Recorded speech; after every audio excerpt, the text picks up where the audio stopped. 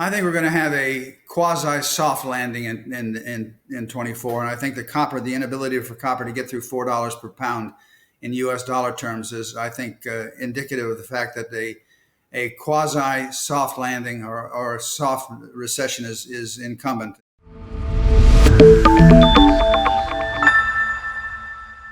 Welcome to Wealthion. I'm Eric Chemi. Today, we have so much to talk about because of what the Fed is doing and how it's impacting not only just the regular equity and bond markets, but the commodity markets as well. My guest today is Dennis Gartman. He's been a Wall Street fixture for nearly 50 years, the editor and publisher of the Gartman Letter, that anyone who's an investment professional, they know it. They've probably been a subscriber, a reader. It was certainly when I was a young employee working in my hedge fund job, the billionaire owner said to everybody, to me, especially on my first day, sign up for the Gartman Letter. It's mandatory reading when we're here. So I am just thrilled to have Dennis Gartman here. You've done so many things. I know you've even taught classes to people working at the Fed. So they've been learning from you about the things that they're doing. Dennis, thanks so much for joining me today. It's an honor to be asked, Eric. Thank you for having me on. It's a pleasure, and let's see what we can do with this today. Let's see. So first thing, here we are in December, first half of December, gold is hitting all-time highs, right? And a lot of people say, or, nominal all-time highs, not inflation adjusted, but nominal highs. People are buying gold, and usually it means, okay, the weaker dollar. I don't trust the economy. I need hard assets. I need something safe. Even though gold doesn't yield anything, you can get treasuries for 5%. What is your perspective on watching this gold rush over here? I've been bullish of gold for the past several months, actually for the past several years, predicated upon the fact that the Fed had begun the process of easing monetary policy 19 and 20 months ago. And that was going to be, I think, supportive of gold prices. It clearly has been supportive of gold prices. And as the chairman of the University of Akron's endowment, I actually got us to do something very unusual for an endowment. We sold 3% of our equity position almost 24 months ago and bought a 3% position in gold, which has proven to be quite valuable. It hedged our inflationary concerns at that point, and I continue to recommend owning gold as a hedge against geopolitical circumstances and inflationary pressures that seem to still be extant in the markets. So I'm quite bullish of gold. Now, having said that, yesterday, Monday, was quite an extraordinary day. The fact that you had gold up almost $100 an ounce and it finished almost $50 an ounce lower, you had what the technicians will call an outside reversal day, which tends to mark important tops. Let's just say there's an interim top that has been put in the gold market for a while. I doubt that we're going to take gold back below $22,000 per ounce, but we got up to $2,270 per ounce yesterday morning, and now we're at $20 and $2,031, $35 or $40 an ounce. Quite a move in the last 48 hours. So I've still been bullish of gold, have been for a while, and I continue to hold it for the university and for my own account.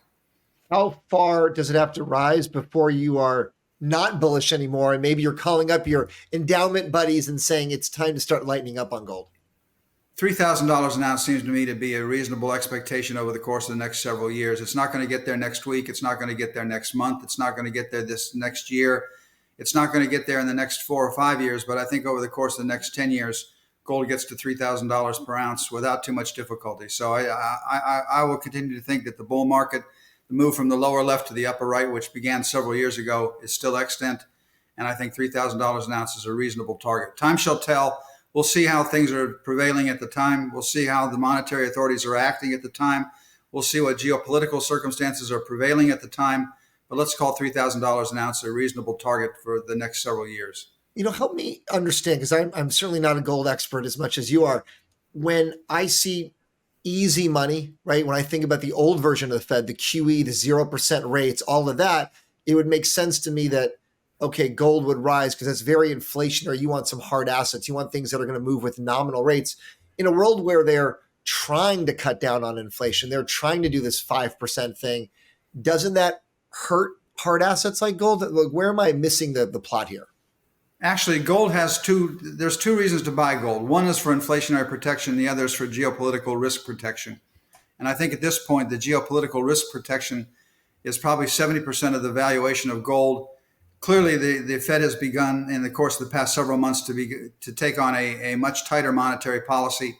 I think that's about to end probably sometime in 2024, 2025. We'll go back to the fact that the Fed will begin easing money again. But for the last 19 months, the Fed has been tightening monetary policy and has taken the overnight Fed funds rate from 0 to call it 5.25, which would be on balance deleterious to gold prices. You have to be impressed, however, the fact that gold has risen even in despite or in the light of the Fed's arguments that it wishes to get inflation back to below 2%. So when something doesn't go according to what you think common sense would originate, you have to be impressed. So I'm more and more impressed by gold's ability to hold its strength, despite the fact the Fed has been detrimental, deleterious to gold prices over the course of the last 19 months. That's true. It's up in spite of that. What about it's up in spite of that? That's exactly the point. What about Bitcoin? Everyone calls it the digital gold. It's another place for when they think about inflation and geopolitical assets. Has it competed for market share against gold in the sense of, oh, I could buy gold, but now I could buy Bitcoin instead? Are you seeing that dynamic? Yes, there's clearly that's a circumstance that prevails at this point. Bitcoin is the kids' gold. Gold is the old folks' gold.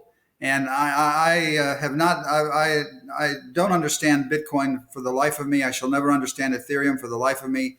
I understand the computer technology behind it, but why somebody would wish to buy an ethereal replication of money out in the atmosphere somewhere is really quite beyond me. So the kids get it; they understand it.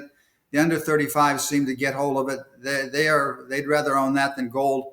We old folks, in the old guard, will continue to hold gold. It's just no question. Bitcoin and Ethereum and the rest of them are competing with gold, and you have to be impressed. That's another reason to be impressed by gold's ability to hold its gains, despite the fact that the kids are buying Bitcoin. Yeah, it's funny. If gold, what do you say? So Bitcoin is kids' gold, or you could say gold is old people's Bitcoin. Yes, I will go with either direction. That's exactly correct. Gold is old people's Bitcoin. Yeah. So this is the Bitcoin we had before kids came around with, before the internet. We couldn't do it like that.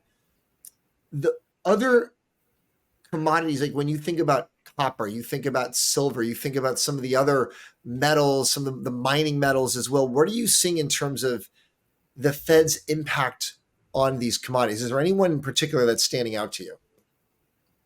First of all, let's talk about silver. I don't trade silver. I let other people trade silver. Silver is far too volatile for me as an old guy. You don't trade it now, or you never traded it?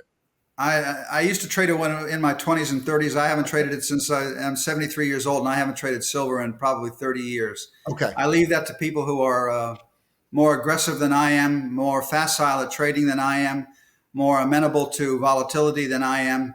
I'll leave that to others. Copper makes sense to me as an industrial metal. Copper, as we used to say, copper has a master's degree in economics. People used to call it, said that copper had a PhD in economics. I say that copper, tin, aluminum, and the industrial metals, when aggregated, have a PhD in economics.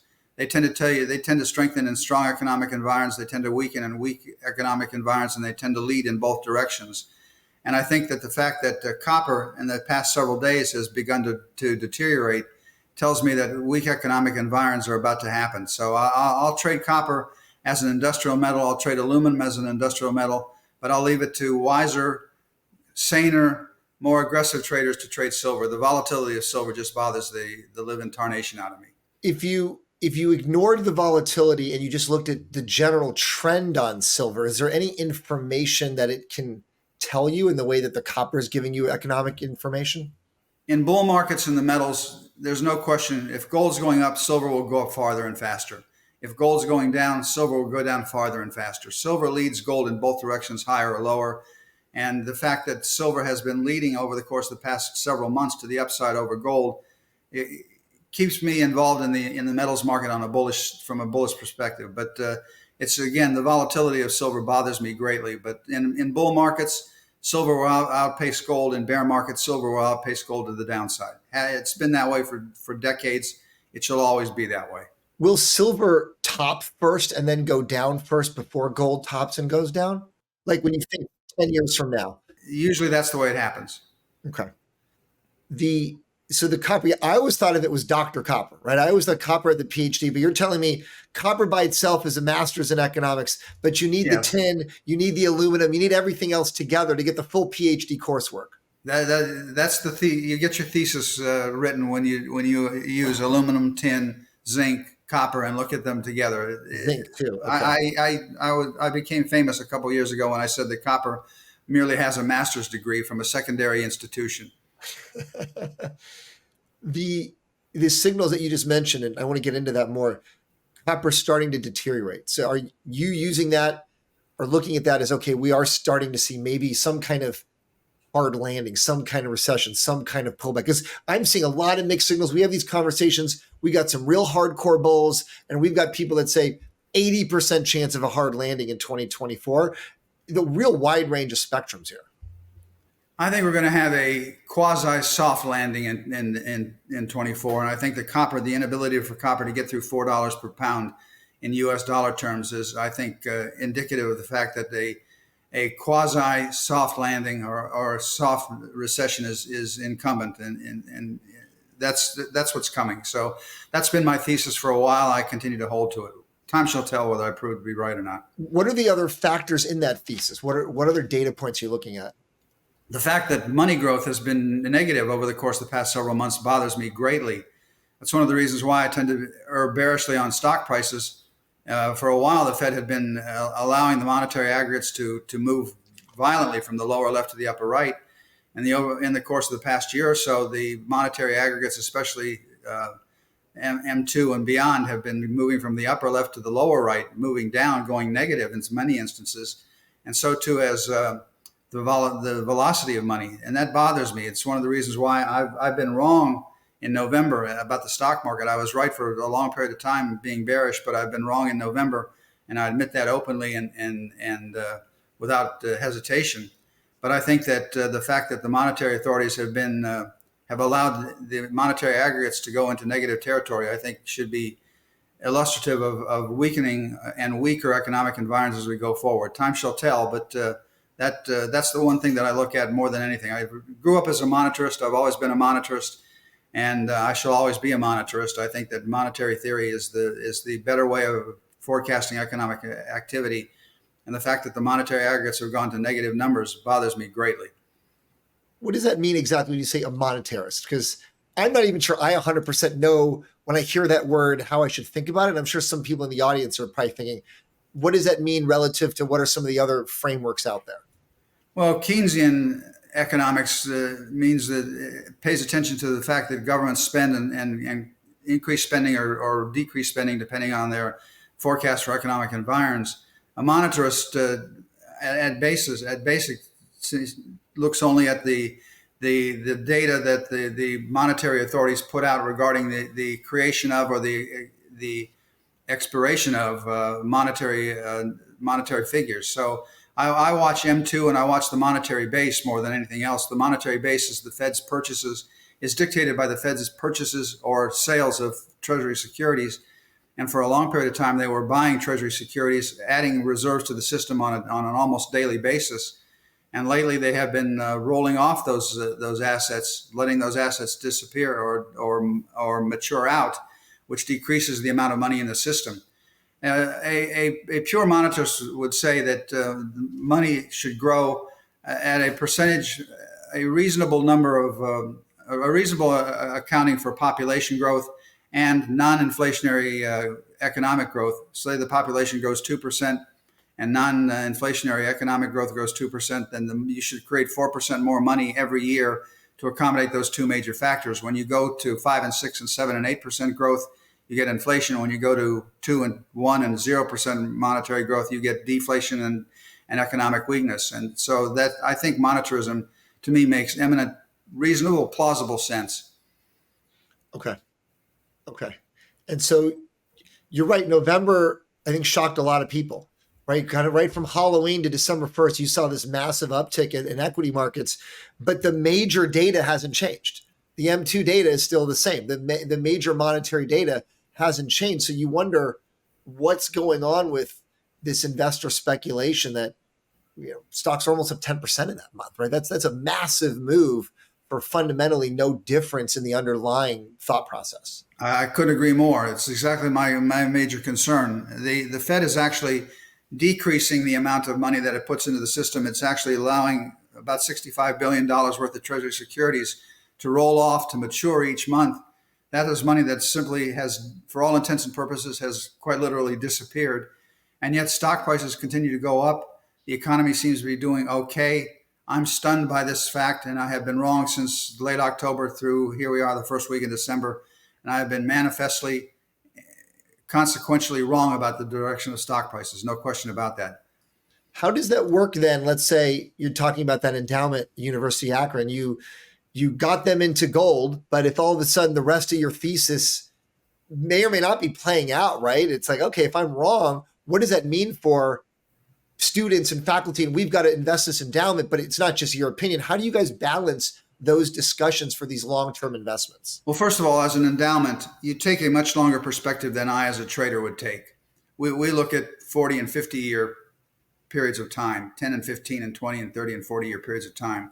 And there's no question that over 10, 15, 20 years, stocks move, especially American stocks move from the lower left to the upper right. It's just, that's the way they go. So for an endowment to take 2 or 3 or 4% of its endowment out of stocks and move into real assets, that's an unusual change in environment. That's a big move. Nobody would ever go to 0% of their endowment in stocks. They'd always keep it at least 50 or 60%. And then it just depends on which kind of stocks. Are you buying the Russell? Are you buying the S&P? Are you buying the NASDAQ?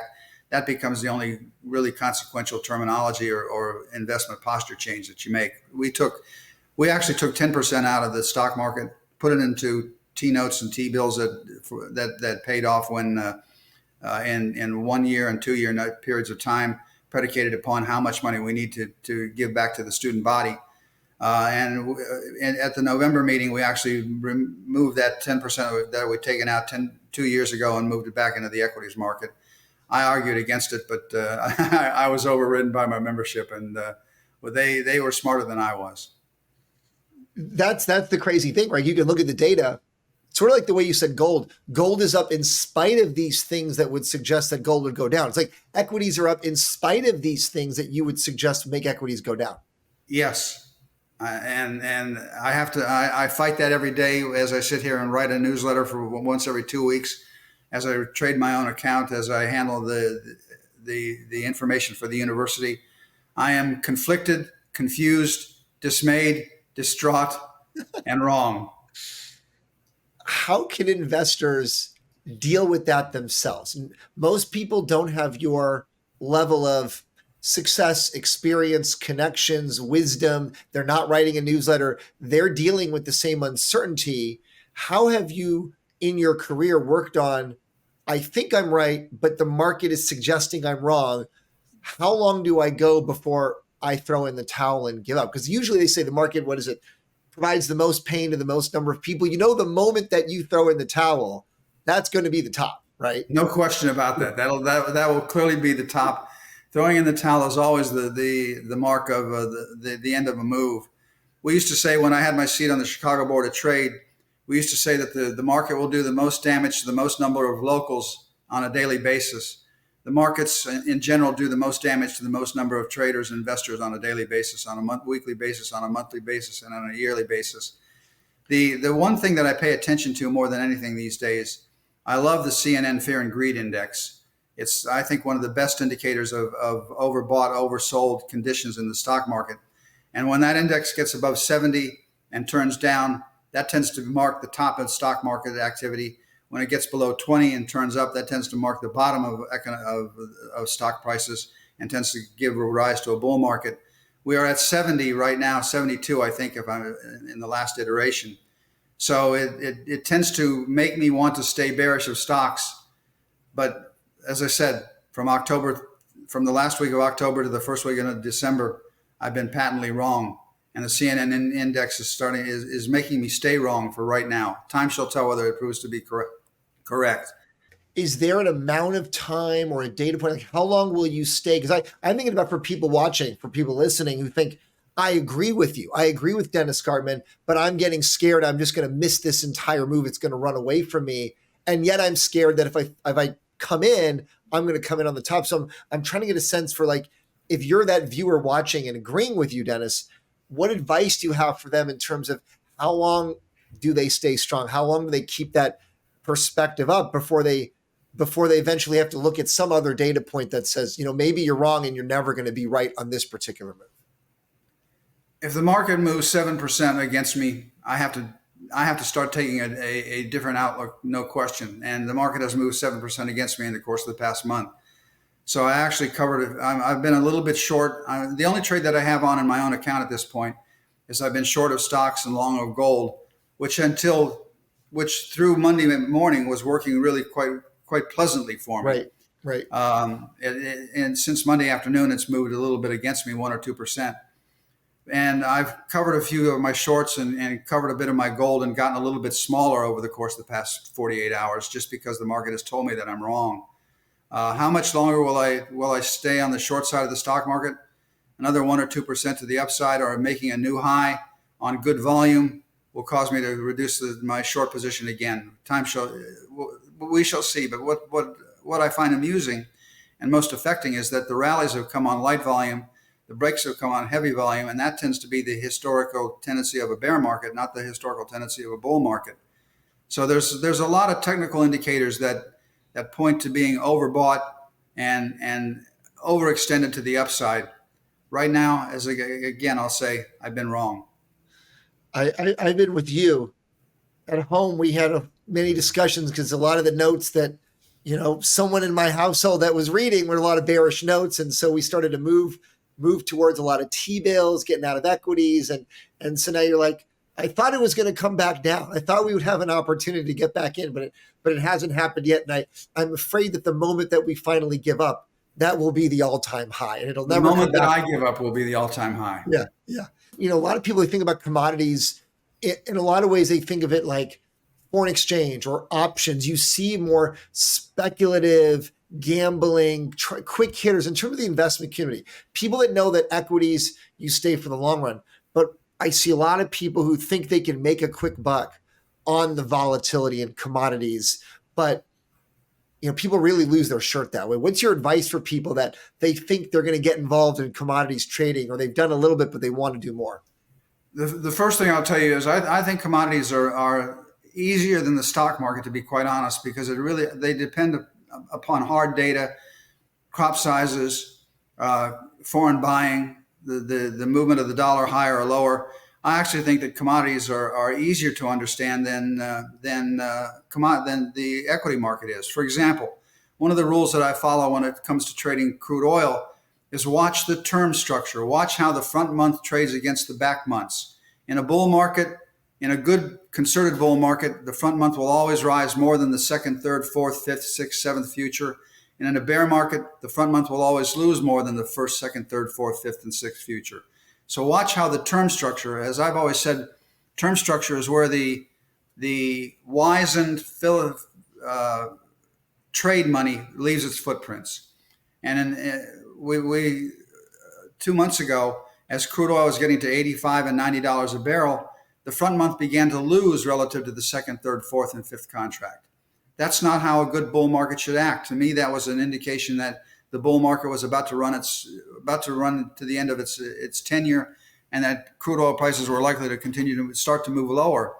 Now we've gone from having what's known as a backwardation, where the front month was above the second, third, and fourth, and fifth, to where the front month is now below the second, third, fourth, and fifth futures. We have a contango market, and contangos are always bearish.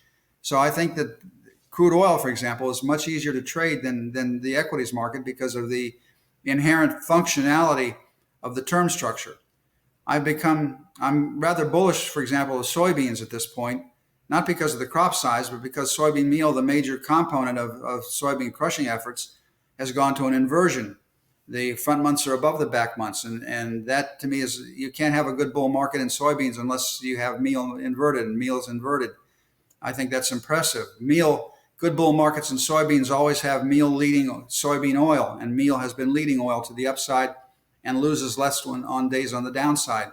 So I think that there are commodities are actually easier for me to understand than the equities market on balance. There are rules that apply, and I guess simply because of the fact that I grew up my first job out of graduate school was for a cotton company, and I learned to watch the term structure in cotton futures. I applied it to the crude oil futures. I applied it to the soybean meal, soybean oil, and soybean grain markets, and they work. It's to me it's consistent. To me there's visibility. To me there's transparency. To me there's a greater consistency of effort that's incumbent in commodities. Now, the problem with commodity trading is that you do it on such light amounts of capital incumbent in each trade. You can trade a contract of soybeans for what, $1,000 a contract or something of that sort. So the movement, you get debited or credited to your account at the close of trading every day. You're marked to the market on a daily basis, and it tends to be highly leveraged. So you have to be careful, but I think that there's merit in the commodity markets now with the ETFs and wheat ETF, a corn ETF, a cotton ETF, a crude oil ETF. You can make better decisions trading. You don't have to trade the futures market with the high volatility. You can trade a much lesser volatility using the ETFs to their extent, and they're usually quite liquid and deep. And there's depth in the markets that allow the retail investor, I think, an avenue that he didn't have available to him 10 years ago. Do you think there is merit in people who blindly, let's say, do a long-term commodities ETF or a basket of commodities? Because there's so many different kinds of commodities, right? You've got plants in the ground, right? Cotton, wheat, things that grow that you can clothe people with or feed them. Then you've got gold, right? You've got metals, either the precious metals, you've got the industrial metals, you've got oil.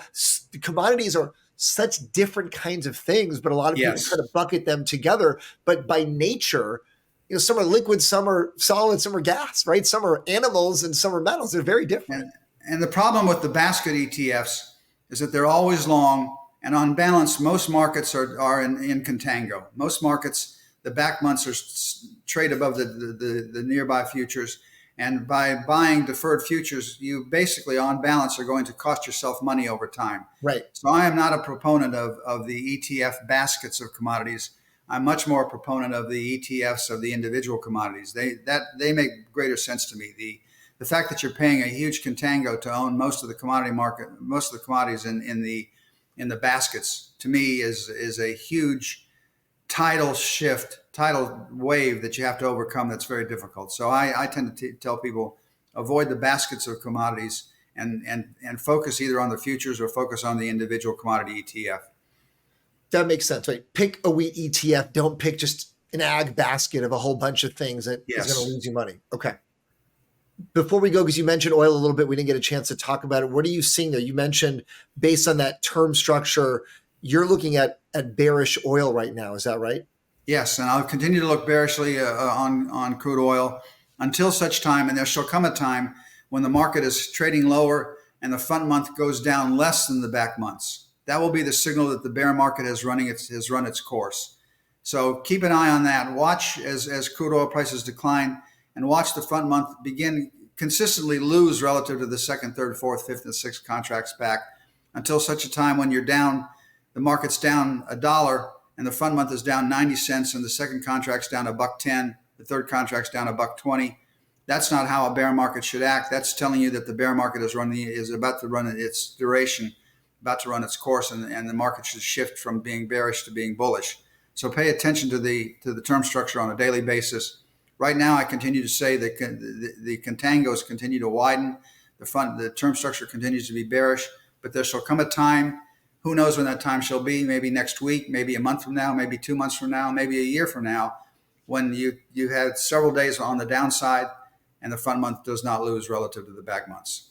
Actually, a great period of time was several years ago when you had crude oil going to $125 a barrel, and for 3 or 4 days, the front month began to lose relative to the second, third, and fourth. And I actually wrote at the time that was going to be the top in the crude oil market. It went higher for about 5 more days, and then it broke violently.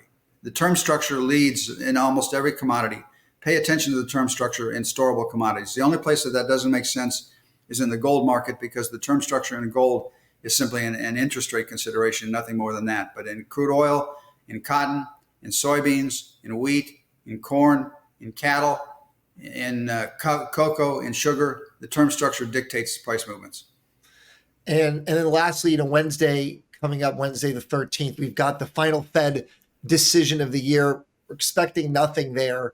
What are you looking for? I mean, obviously nothing. We're going to get some commentary. We're going to hear what they have to say, but we're not expecting actual movement in that policy rate. What are you looking for from that decision to set up your thinking for 2024? 19 months ago, when the overnight Fed funds rate was at zero, I said that the Fed's going to start the process of tightening monetary policy. And it was almost laughable at the time, but I said that the overnight Fed funds rate will go to 5%. It's gotten to 5 and 5.25. There's probably one more tightening, maybe, in the Fed. The Fed does not want to be the Grinch at Christmas, and probably will defer next week and use rhetoric to tighten the market. But I doubt that they move the overnight Fed funds rate to another 0.25% higher. Maybe after the turn of the year, they'll go one more time, but that's the most that they'll take it. They're done for all intents and purposes. But 19 months ago, I said they get to 5%. People laughed. It seemed laughable at the time. We're there. Now we'll see what happens. But I don't think they're going to tighten much more. If anything, maybe one more tightening after the turn of the year. The Fed does not like to be Grinch at Christmas, so they'll pass next week. That's funny. They don't want to be a Grinch. I didn't even think about that. That Christmas would actually impact their behavior. Dennis, this is so good. I appreciate the clarity of your thought, how short and sweet your answers are, because you really lay it out so nicely. And it sounds like your advice to people right now, if you have that one trade, like your one trade right now, short S&P, long gold, maybe that's the main takeaway. If you learn one thing today, that's the thing to learn. That's the one thing I have on. I'm short the stock market. I'm long gold. And on balance, for the past month and a half, it's actually worked. For the past 48 hours, it's worked against me a little bit. I'm considering lightening up a tad. Time shall tell. I'd like to see spot gold trade above 2045 before the end of this week. And I think we'll end up seeing the S&P trade under 4,500.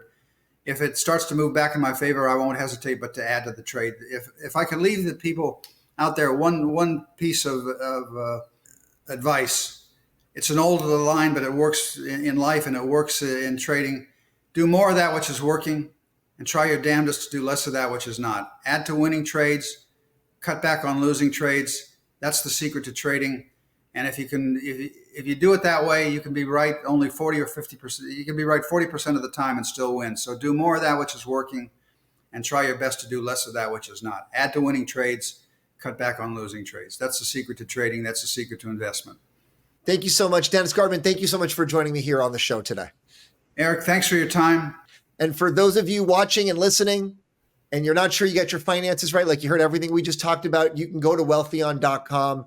You can fill out a short form there. If you want to get connected with an investment professional that Wealthion endorses, that's free. It's a public service we provide so that you can help get your family's finances on track. No obligation, no commitment. You can just have these conversations if you want to talk to a professional who can help you figure out what you need to do. If you don't want to trade all these things yourself, like we heard about how volatile silver is, you probably don't want to mess with that yourself.